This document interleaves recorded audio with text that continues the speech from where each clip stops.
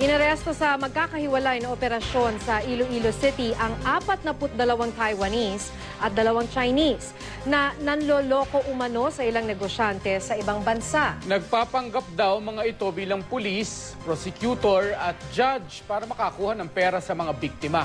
Makibalita tayo kay Ninita Hubilya ng GMA Iloilo.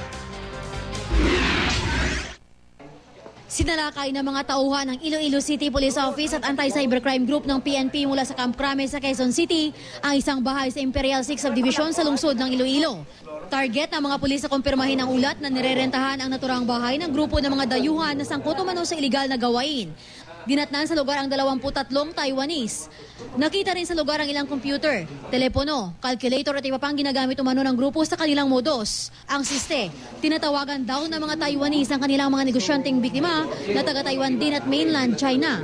Nagpapanggap daw ang mga suspect bilang mga pulis, prosecutor at judge at sinasabihan ng mga biktima na nasasangkot ang mga ito sa ilang kasong tulad ng money laundering. Kalaunan, makukuha ng mga suspect ang mga impormasyon sa mga bank account ng mga biktima hanggang sa makuha na nila ang mga ito ng pera. Initially kasi ang pakila nila isang police and then prosecutor and a judge. Kaya kung makikita nyo rito, iba-iba yung booth nila. Merong nagtatawag, nagpapakilala as police. Yung isa man, nagpapakilala as prosecutor. And then yung isa, nagpapakilala as a judge. Ayon sa PNP, ang Taipei Economic and Cultural Office in the Philippines ang nagtimbre sa kanila tungkol sa iligal na kalakaran. Pagka tinawagan nila yung isang kumpanya, sinasabi nila involved ito sa isang money laundering activities or other fraud.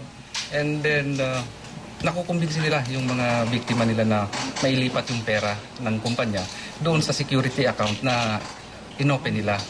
Ayon naman sa may-ari ng paupahang bahay, noong Marso nagsimulang magrenta ang mga dayuhan.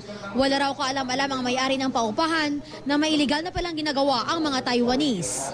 Inaresto ang mga suspect at nahaharap ngayon sa kasong paglabag sa Access Devices Regulation Act of 1998. Hindi pa naglalabas ng pahayag ang mga naturang banyaga. Sa isa pang hiwalay na operasyon, naaresto ang 19 na Taiwanese at 2 Chinese na sangkot din daw sa parehong iligal na gawain. Napag-alamang kagrupo ang mga ito ng mga naunang naaresto. Hindi rin sila nagbigay ng pahayag sa media. Sasampahan sila ng parehong asunto. Ngayong araw, nakatakdang dalhin sa Camp Crame ang mga naarestong dayuhan. Ninita Hubilya, Nagbabalita, Pilipinas.